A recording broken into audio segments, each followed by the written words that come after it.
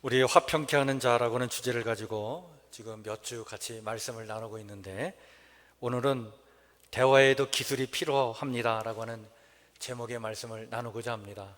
한번 따라해 볼까요? 대화에도 기술이 필요합니다. 예수님은 한 번은요, 바리새인으로부터 이런 질문을 받으셨어요.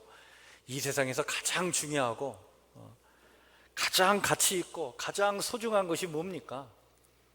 쉽게 얘기하면 계명 중에 최고의 계명은 뭡니까? 자, 그 질문을 받고 주님께서 이렇게 대답하셨죠. 내 마음을 다하고 생명과 힘과 의지를 다하여 주 너의 하나님을 사랑하고 또한 내 이웃을 내 몸과 같이 사랑하라. 근데 이 사랑하라고 하는 이 말씀의 핵심은 이런 말씀입니다. 이 땅에서 가장 중요하고 최고로 중요한 게 바로 뭐냐? 그게 바로 관계다 라고 말씀해 주시는 거예요. 그렇습니다. 하나님을 사랑하고 이웃을 사랑하라는 것이 최고의 계명이라고 하는 이 말씀은 우리에게 관계가 전부다, 관계가 전부다라고 하는 말씀을 주신 것입니다. 누가복음 13장에 보면요, 이런 이야기가 있습니다. 안식일이었습니다. 우리가 안식일 그러면 정말 참된 쉼과 평안과 안식을 누리는 날인데, 근데 예수님 당시 이 안식일은 각종 어떤 규례와 법칙들로 인해서 아주 까다롭고 불편한 날이 된 지 이미 오래였죠. 바로 그 안식일 날 예수님은 한 회당에 들어가셔서 가르치시다가 18년 동안 귀신 들려가지고 앓고 있으며 몸이 막 꼬부라져가지고 조금도 펴지 못하는 한 불쌍한 여인을 거기서 만나게 됩니다. 그 여인을 주목하셨어요. 이미 이 여인은요, 모든 관계가 파괴된 그런 상태였습니다. 귀신이 들렸다고 하니까 이미 하나님과의 관계가 파괴되었을 것이고, 육체적으로는 몸이 꼬부라져가지고 굳어 있으니 누구 하나 달갑게 여기는 사람이 없었을 거예요. 그리고 병든 여자이기 때문에 아마 여러 가지 면에서 사회적으로 소외당하고 차별당한 그런 여인이었습니다. 이 불쌍한 여인이 예수님의 눈에 밟혔어요. 더 이상 가르치시던 말씀을 이어갈 수 없으셨던 예수님은요, 그 여인을 부르셨습니다. 그리고 그 여인에게 이렇게 말씀하셨어요. 여자야, 내가 이 병에서 노임을 받았다. 아주 충격적인 선언이었습니다. 이 선언은 이런 말씀과도 같은 의미의 그런 선포의 말씀이죠. 여인아, 너는 버림받은 여자가 아니다. 모든 아름다운 관계를 파괴시키고 너를 얽매고 있는 모든 고통들로부터 너는 해방되어야 한다. 내가 그 해방을 너에게 허락하노라. 그 모든 억압과 얽매임에서 벗어나라. 축복이면서 또 선포의 말씀이었습니다. 그리고는 따뜻한 손을 그 여인의 몸에 대시고 안수해 주셨어요. 버림받고 무시당하고 부정하다고 매몰차게 따돌림 당한 이 여인을 예수님은 당시에 당신의 그 품으로 끌어안아 주신 것이었습니다. 여러분, 예수님의 관심은 지금 안식일 날 회당에서 우리가 무슨 일을 하느냐, 예배를 어떻게 드리느냐, 안식일 날 이 날은 무엇을 해야 되고 무엇을 하지 말아야 되느냐, 이런 것에 관심이 없으셨어요. 예수님의 관심은 오직 사람에게 있었습니다. 이미 관계가 단절된 그 여인의 삶에 따뜻한 관계가 회복되어서 하나님과의 관계가 회복되고 사람들과의 관계가 회복되는 그런 관계가 회복되는 한 인간이 온전히 회복되도록 거기에 예수님의 관심이 다 집중되어 있었던 것을 우리가 보게 됩니다. 그런데 이 모습을 달갑지 않게 바라보던 사람들이 있었죠. 그들의 눈에는요, 관계가 중요한 것이 아니라, 사람이 중요한 것이 아니라, 그들의 눈에는 뭐가 중요하냐면 안식일 날 무슨 일은 해야 되고 무슨 일은 하지 말아야 되느냐, 일이 중요했던 거예요. 일이. 사람이 중요한 게 아니라 일이 중요했던 거예요. 그래서 자기 자신들의 신념과 자기 자신들의 어떤 종교적인 잣대를 가지고 바라보면서 지금 이것은 심판받을 만한 일이다, 그렇게 판단을 하고, 그리고 예수님을 향해서 거침없이 화를 내면서 이렇게 말을 던졌습니다. 해당장이 던진 말입니다. 일할 날이 엿새가 있으니 그동안에 와서 고침을 받을 것이요 안식일에는 말 것이니라. 여러분, 이게 무슨 말입니까? 예수님은 지금 사람이 중요한데 지금 회당장은 일이 중요한 것이었어요. 안식일에 할 일이 따로 있고 평일에 할 일이 따로 있다는 거예요. 하나님께서 그렇게도 소중하게 여기시는 이 관계에 대해 여러분, 소홀해지면요 사람이 눈에 들어오지 않습니다. 일만 눈에 들어오는 거예요. 그래서 사람 보지 않고 일 보고 안식일날 어떻게 이런 일을 하느냐라고 비난하는 이 해당장을 향해서 예수님께서 화를 내면서 야단을 치시죠. 이렇게 야단 치십니다. 외식하는 자들아, 너희가 각각 안식일에 자기의 소나 나귀를 마귀에서 풀어내어 이끌고 가서 물을 먹이지 아니하느냐? 그런데 18년 동안 사단에게 매임받은 이 아브라함의 딸을 안식일에 이 매임에서 푸는 것이 그렇게도 못마땅하느냐? 그렇습니다. 중요한 것은 사람이죠. 여러분, 중요한 것은 관계입니다. 일이 아닌 것입니다. 여러분, 우리가 후에 하나님께 부름을 받아서 이제 우리가 하나님께 가게 될 때 하나님은 이 땅에서 우리가 한 일에 대하여 묻지 않으실 거예요. 우리가 하나님 앞에 갔을 때 평가받는 것은요, 하나님과 그리고 우리 주위의 사람들과 그리고 이 세상과 어떤 관계를 가졌는가, 그것을 평가받을 것입니다. 하늘나라로 건져 올려지는 것은 일이 아닙니다. 관계입니다. 여러분, 우리가 교회에서 제일 중요한 게 뭘까요? 우리가 교회에 나와서 신앙생활 하는데 교회에서 중요하다고 생각하는 게 뭡니까? 예배가 중요하죠. 봉사도 중요합니다. 섬김, 가르침 다 중요한 것들이죠. 근데 가장 중요한 게 뭔지 아십니까? 관계입니다. 목사이든 장로이든 아니면 성가대원이든 교회학교 교사이든 우리 모두에게 중요한 것은 관계입니다. 사랑의 관계를 맺는 것입니다. 하나님과의 관계가 깊어지는 것입니다. 성도들과의 관계가 깊어지고, 그리고 가족들과의 관계가 깊어지고, 이웃들과의 관계가 깊어지는 것입니다. 여러분, 우리 하나님께서 우리에게 묻는 것은 너 지금 교회에서 무슨 일을 하고 있느냐? 이거 묻지 않으십니다. 너 지금 하나님과 어떤 관계를 맺고 있지? 너 지금 성도들과 어떤 관계를 맺고 있지? 이걸 우리에게 묻고 계신 거예요. 우리네 일상의 삶도 마찬가지입니다. 관계가 전부입니다. 하나님과의 관계가 깊어지고, 가족들과의 관계가 진실해지고, 이웃들과의 관계가 형통한 삶, 이것이 소중한 거예요. 여러분, 이 관계가 정말 깊고 진실하고 형통한 그런 삶이 되도록 여러분, 그것을 소망하시고 기도하는 우리 성북교회 성도들 모두가 되시기를 주의 이름으로 간절히 축원해 드립니다. 관계가 전부라고 한다면 정말 관계가 형통할 수 있도록 우리는 관계에 있어서 가장 중요한 대화의 기술을 익힐 필요성이 있습니다.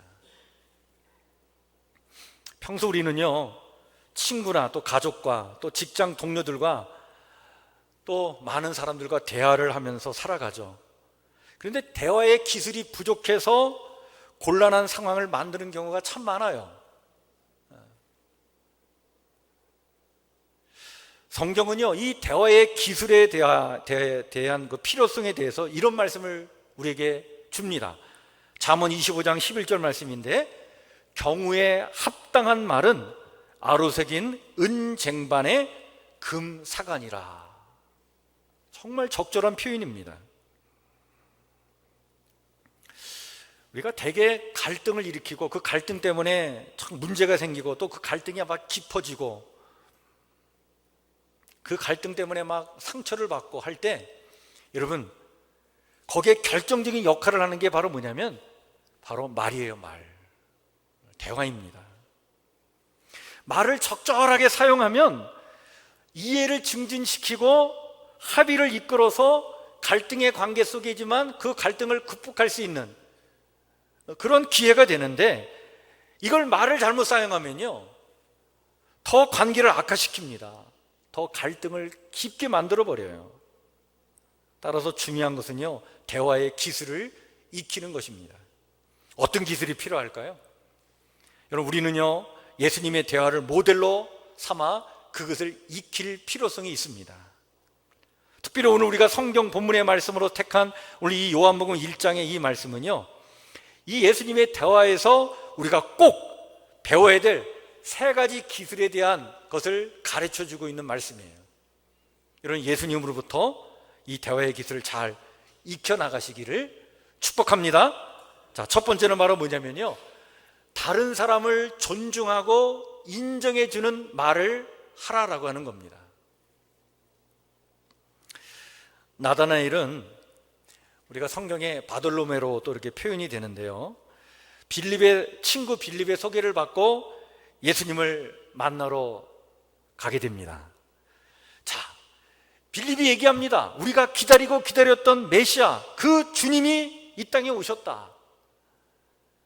그 빌립의 소개를 받고 그런데 이 나다나엘이 예수님을 만나러 나가는데 이 나다나엘이요 사실은 꺼름직했어요. 왜냐하면 예수님이 어디 출신이라 나사렛 출신이다 라고 하는 사실을 알고서 야 나사렛에서 무슨 선한 것이 나올 수 있겠어?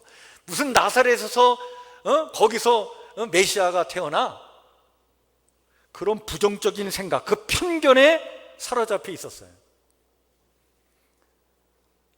메시아 그리스도 구세주가 어떻게 나사렛이라고 하는 그런 촌구석에서 나타날 수 있겠느냐라고 하는 편견을 갖고 있었습니다. 근데 여러분 이런 편견이 나쁜 것인가요? 여러분 우리들도 대부분 다 편견을 갖고 살아갑니다. 다 편견에 다 사로잡혀 있어요. 편견은 다양하게 형성이 되죠. 문화적인 차이, 어떤 습관과 생각의 차이 등등에서 편견이 나옵니다. 우리는 저마다 다 편견을 갖고 살아가는 존재들이에요. 생각의 지도라고 하는 책이 있는데 이 책은 참 잘된 책입니다. 동양과 서양의 생각의 차이를 아주 실증적인 연구 결과들을 통해 설명하는 책인데 책에 이런 이야기가 있습니다. 다른 사람에게 차를 권하는 상황에서 여기 이제 차가 있다고 한번 생각해 보세요. 차를 권하는 상황에서 동양 사람들은 뭐라고 말을 하냐면 이렇게 말을 한다는 거예요. 더 마실래? 근데 서양 사람들은 이렇게 말을 한다는 겁니다. 차 더 할래? 이렇게 말을 한다는 겁니다. 왜 동양 사람들은 더 마실래? 이렇게 말을 할까요? 동양 사람들은 지금 마시고 있는 것이 차라고 하는 것이 분명한 사실이기 때문에 대화에 차라고 하는 단어를 넣을 필요성이 없는 거예요. 근데 서양 사람들은 지금 마시는 것이 분명한 사실이기 때문에 그 마신다는 말을 쓸 필요가 없다는 거예요. 그래서 차 더 할래? 이렇게 말을 한다는 거예요. 자, 그렇다면 도대체 동양인과 서양인의 이 사고 구조에 뭐가 차이가 있는 것일까요? 이 책에서는 이런 말을 합니다. 동양은 동사를 통해 세상을 보고 서양 사람들은 명사를 통해 세상을 본다라고 하는 이야기입니다. 이렇게 동양인과 서양인의 생각의 차이가 분명하게 있어서 거기서 편견이 나올 수밖에 없어요. 근데 여러분 그뿐인가요? 남녀의 차이는 어떻습니까? 여러분 남자는요 과거에 사냥하면서 살던 그때의 그 습성이 그대로 이게 이 남자들의 유전자 안에 내재되어 있어서 남자들은 항상 목표 지향적이에요. 가서 빨리 뭔가를 잡아가지고 와야 된다라고 하는 거에 있어요. 그래서 목표 지향적이에요. 근데 여자들은 그렇지 않죠. 여자들은 과거 오래전에 그 채집 생활을 하면서 여러 여인들과 함께 그냥 수다를 피면서 이쪽 저쪽 옮겨 다니면서 말이죠, 그냥 그렇게 과정을 즐겨하던 그 유전자가 여자들에게 남아 있어서 여자들은 과정 지향적인 존재죠. 근데 이 남자 여자가 함께 뭘 할 때는 이게 참 그래서 문제가 생기는 거예요. 예를 들어서 여러분들, 이 남녀가 함께 장을 보러 갔다고 생각해 보세요. 참 싸움 나기 쉽습니다. 남자는 빨리 물건을 사갖고 나와야 되는데 여자는 이 물건 저 물건 다 봐요. 또 사지 않을 물건도 보는 거예요. 남자들 입장에서는 속 터지는 일이죠. 그러니까 싸움 나는 거예요. 여러분, 계층 간, 지역 간의 차이도 편견을 만들어냅니다. 어떤 부부가 결혼했다고 하죠. 아내가 감자를 삶아왔습니다. 소금 찍어 먹으라고 감자와 소금을 같이 갖고 오자 남자가 이렇게 말했다는 거예요. 아니, 우리 집안은 감자에 설탕 찍어 먹는데? 근데 여자가 참으로 어처구니 없다라는 표정으로 이렇게 말을 하는 거예요. 무슨 집안이 그런 집안이 있어요? 아니, 감자에 설탕 찍어 먹는 집안이 어디 있어요? 소금을 찍어 먹지.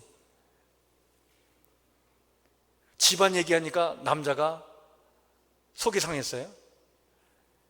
그래서 결국엔 싸움이 났어요. 싸움이 커졌습니다. 그래가지고 이혼하러 재판장에게까지 갔다는 그 얘기 아닙니까? 참 웃기죠. 결국 소금과 설탕의 싸움이 이렇게 커졌어요. 이 이야기를 듣고 있던 재판장이 이런 말을 했다고 합니다. 우리 집안은 감자에 고추장 찍어 먹는데. 여러분, 이런 편견들이 갈등을 일으키는 원인이 되는 거예요. 나다나엘은요, 자신이 지극히 정상적이고 상식적이라고 하는 생각에 말을 던진 거예요. 나사렛에서 무슨 선한 그런 것이 날 수 있겠느냐. 이런 편견을 갖고 비록 친구 빌립의 소개로 예수님께 왔지만 탐탁지 않았던 것입니다. 그러나 예수님은 이런 나다나엘을 이해하셨어요. 뭐 이따위 인간이 다 있어? 그렇게 무시하지 않았습니다. 그런 편견을 갖고 있음에도 불구하고 친구를 따라 예수님을 만나러 왔으니 그만큼 그 안에 뭐가 있는 거예요? 메시아에 대한 갈망이 그 안에 있는 것을 보신 거예요. 그걸 인정해 주신 거예요. 그리고 솔직하게 자기의 생각, 편견이지만 그 생각을 거침없이 표현을 하니까 그 속에 간사함이 없음을 보아주신 거예요. 그래서 주님은 나다나엘을 인정해 주시면서 이런 말로 맞이하셨던 것입니다. 이는 참으로 이스라엘 사람이라 그 속에 간사한 것이 없도다. 정말 메시아를 기다리고 있으니 너야말로 참 이스라엘 사람이고, 자기의 편견이지만 그것을 솔직하게 표현할 수 있으니 너는 참 속에 간사함이 없는 사람이구나. 인정해주며 칭찬해주는 말입니다. 그 사람 안에 있는 선한 의도를 보아주려고 하는 그러한 태도로 주님께서 나다나엘을 맞이하신 거예요. 여러분, 우리에게 필요한 대화의 기술 첫 번째가 바로 이것입니다. 생각과 문화와 계층과 지역이라고 하는 그 어떤 차이에서 나오는 편견과 다른 생각을 인정해 주면서 그 안에 있는 선한 의도를 보아주고 덕을 세워주면서 인정해 주는 말을 던져주는 거예요. 예수님은 편견을 갖고 나오는 자에게 그의 진심을 보아주는 눈으로 다가가셔서 논쟁과 싸움으로 번질 그 무가치한 대화를 정말 창조적인 대화로 만들어 나가셨던 것입니다. 우리에게도 이런 대화의 기술이 필요합니다. 사실 그런데 이런 대화는요, 이게 단숨에 이루어지질 않아요. 훈련이 필요합니다. 이 신앙의 깊이가 우리 안에 필요한 거예요. 정말 나를 버리고 나를 포기하고 하나님의 눈으로 한 사람을 보아줄 수 있는 그 믿음의 안목, 신앙의 안목이 있어야 됩니다. 사람을 정말 소중하게 여길 줄 알고 비록 편견을 갖고 있다 하더라도 그 안에 있는 선한 것을 보아줄 줄 아는 어떤 하나님의 눈, 그 믿음의 안목이 열려야 이런 대화가 가능해요. 그래서 기도가 필요한 겁니다.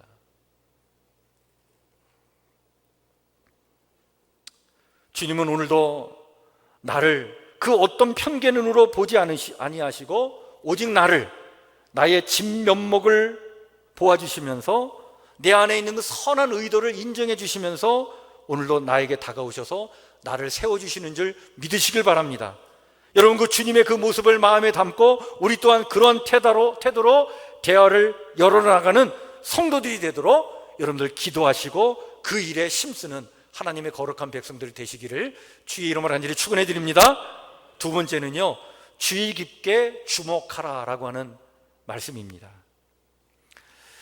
자신의 진면목을 알아주시는 예수님 때문에 너무 놀란 이 나다나엘은요, 깜짝 놀래가지고 이렇게 얘기하죠. 어떻게 나를 아십니까? 묻습니다. 그때 주님이 이렇게 말씀하시죠. 빌립이 너를 부르기 전에 내가 무화과 나무 아래에 있을 때에 내가 너를 보았노라. 이미 예수님은 나다나엘을 만나기 전에 빌립의 친구였던 이 나다나엘에 대하여 주의 깊게 살피셨던 거예요. 그를 주의 깊게 주목하셨던 것입니다. 여러분, 예수님께서 우리가 배우는 두 번째 대화의 기술은 주의 깊게 주목하는 능력이 우리 가운데 필요하다는 거예요. 잘 듣고 잘 살피고 잘 바라보는 것입니다. 사실 우리가요, 이렇게 대화할 때 잘 들으려 하지 않고 내 말만 하려고 하기 때문에 대화가 안 돼요. 갈등이 더 심해지는 거예요.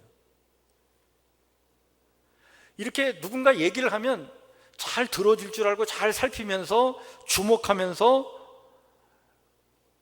섣부르게 이렇게 판단하고 비난하고 지시하려고 하기보다는 정말 건강한 대화를 하려고 이렇게 우리가 집중을 해야 되는데 우리가 그렇게 하지 않는 거예요. 감정에 휩싸여 가지고 그냥 내 생각 나는 대로 막 그냥 거침없이 이야기하려고 하니까 이게 대화가 안 되는 겁니다.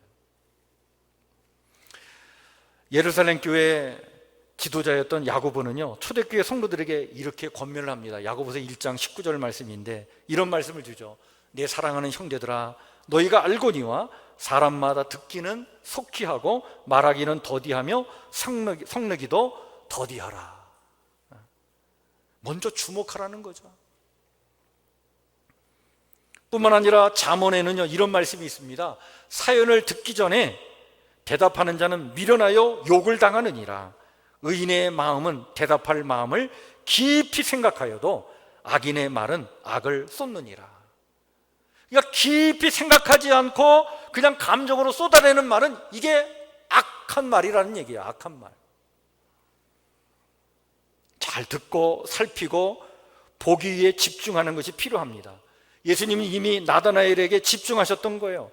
감정적인 대응보다 인내심을 갖고 집중하여 듣고 살피다가 그때 던져주는 그 말 한마디는요, 그에게는 정말 생명의 말씀이 됩니다. 그를 변화시키는 생명의 말씀이 될 수 있어요. 이 말씀에 대해서 성경은 우리에게 뭐라고 얘기하고 있냐면요, 이게 때에 맞는 말이다 라고 하는 그런 말씀을 우리에게 주십니다. 그렇습니다. 예수님은요, 이 나다나엘의 말을 듣고 감정에 막 휘둘려 가지고, 사실은 나다나엘도 갈릴리 가나 출신이었거든요. 나사렛이나 가나나 그 동네예요. 다 총구석입니다.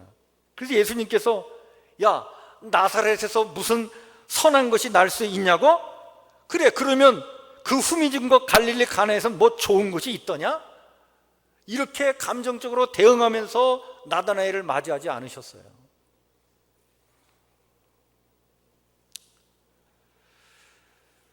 그렇습니다.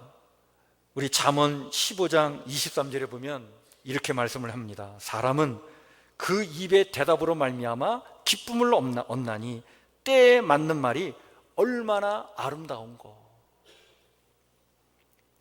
예수님은 나다나엘을 주목하셨기 때문에 나다나엘에게 정말 때에 맞는 말씀을 딱 전해주신 거예요. 감정적으로 말씀하신 게 아니었습니다. 나다나엘 향해서 이는 참 이스라엘 사람이라 그 속에 간사한 것이 없도다, 이렇게 말씀해 주신 거예요. 이 말씀은 인정해주며 또 칭찬해주는 말, 그 이상의 말씀입니다. 정말 때에 맞는 말씀이었어요. 왜 그럴까요? 여러분, 사실 나다나엘의 고향이 갈릴리 가나였기 때문에 나다나엘도 자기가 촌사람인 걸 알아요. 그렇기 때문에 나름대로 열등감을 가지고 있었어요. 낮은 자존감을 갖고 있었습니다. 그런데 그런 나다나엘에게 주님께서 그 열등감과 낮은 자존감에서 벗어날 수 있도록 주님께서 인정해 주는 말씀을 탁 던져주신 거예요. 이게 얼마나 기가 막힌 말입니까? 정말 때에 맞는 말이에요. 말씀입니다. 무화과나무 아래에 있을 때 너를 보았다고 했을 때, 여러분, 이 무화과나무는 당시 유대인들의 어떤 문화적인 상황으로 보면 남자들이 이 무화과나무 아래에서 뭘 했냐면 기도하면서 그 토라를 읽으면서 경건의 시간을 가질 때 이 무화과나무 아래서 했었던 것을 우리가 알게 됩니다.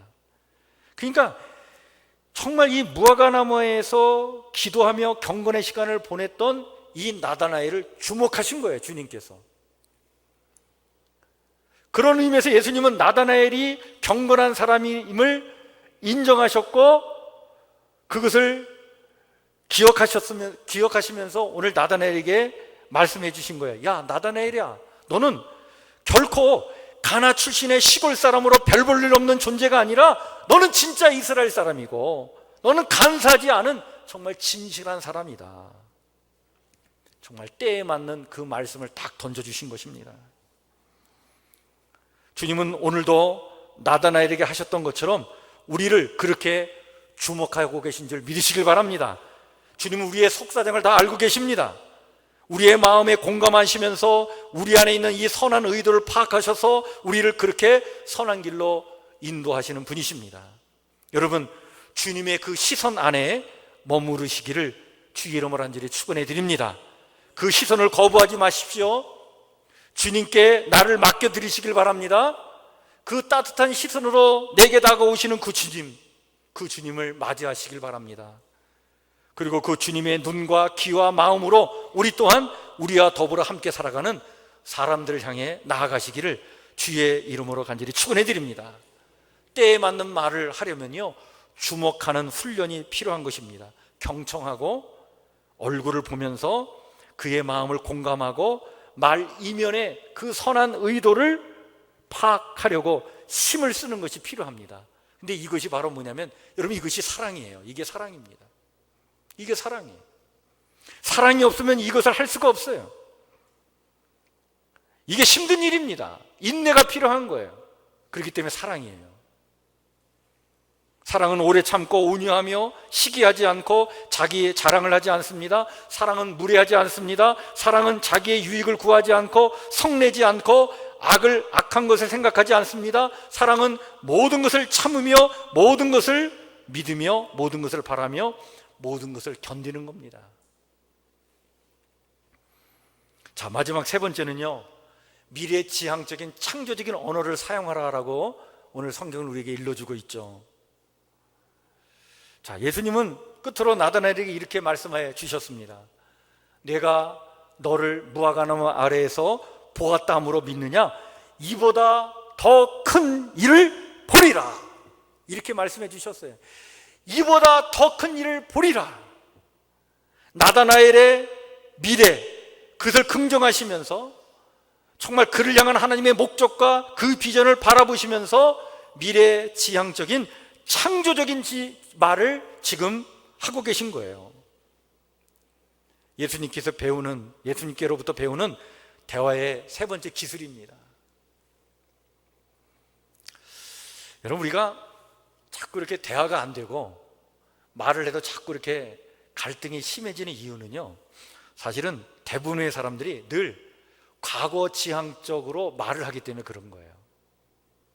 미래지향적으로 말하기보다는 과거지향적으로 말을 하기 때문에 이게 대화가 안 되고 자꾸 싸움만 나요. 야, 그거 너 때문이야. 그 누구 때문인지 알아? 너가 예전에 그래가지고 그렇게 된 거야.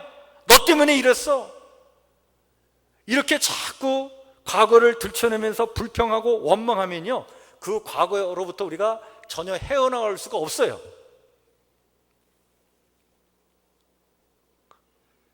그렇게 되면 서로를 비난하게 됩니다. 그런데요, 평화를 만들어내는 사람들, 화평케 하는 사람들의 대화는요 달라요. 미래지향적이고 창조적인 대화를 하는 거예요. 예수님이 오늘 우리에게 이 모델을 우리에게 보여주십니다. 이보다 더 큰 일을 보리라, 이렇게 말씀을 나다나엘에게 주시면서 예수님 자신이 갖고 계신 생각과 그 비전을 지금 보여주면서 그 미래를 향해 마음을 열고 나아가도록 지금 이 나다나엘을 이끌어가고 계신 거예요.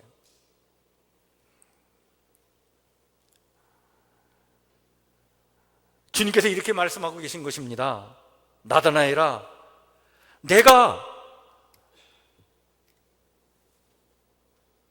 무화과 나무 아래서 너를 보았고 너의 진면목을 인정해 주었다고 해서 네가 나를 랍비어 선생님이라고 하면서 나를 하나님의 아들이라고 믿고 고백하는 것을 볼 때 내 안에서 이런 비전과 꿈이 용솟음침을 내가 느꼈다. 앞으로 당신은 더 큰 일을 보게 될 것이다. 더 놀랍고 더 신비스러우며 더 영광된 일을 맞이하게 될 것이라고 나는 확신한다. 너의 미래는 참으로 놀라운 일이 펼쳐질 것이다. 이렇게 지금 격려하고 힘이 되어주면서 소망이 되는 그런 대화를 지금 이끌어가고 계신 거예요. 예수님은 나사렛에서 무슨 선한 것이 나올 수 있느냐라고 했더니 나다나엘의 말을 꼬집으면서 너희 갈릴리 가나 놈들은 다 그것밖에 안 돼. 너희들은 그 수준밖에 안 돼. 이렇게 비난하지 않으셨어요. 그렇게 대화를 과거 지향적으로 끌고 가지 않으셨어요. 만약 예수님께서 그렇게 말씀하셨다면 나다나엘이 어떻게 예수님의 제자가 될 수 있었겠습니까?